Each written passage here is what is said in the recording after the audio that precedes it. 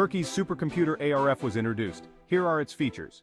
With the advancement of technology, the calculations and modeling that people have to do have become increasingly complex.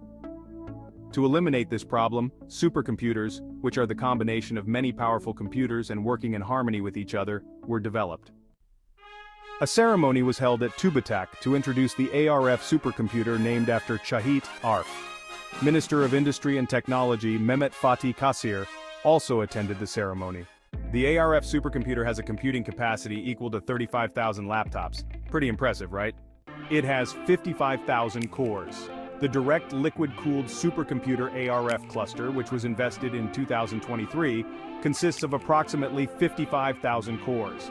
The system has Truba's resource capacity reaching more than 80,000 computing cores. Quite a powerhouse. What to do with ARF?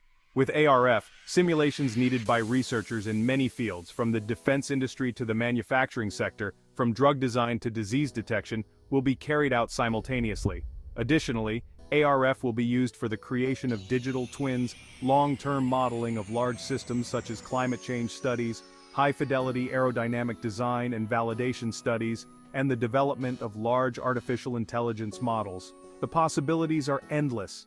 Super powerful computers. It is not designed for daily use, but for use in mathematical problems that take a very long time to solve, modeling related to physical sciences, and complex calculations that are not sufficient for human intelligence. These machines are built to tackle the toughest challenges. Join Intel Prime channel membership today and get access to exclusive benefits, including early access to new videos, exclusive discounts on Intel products, behind-the-scenes content, live chat with me and other members. Other options will be soon available.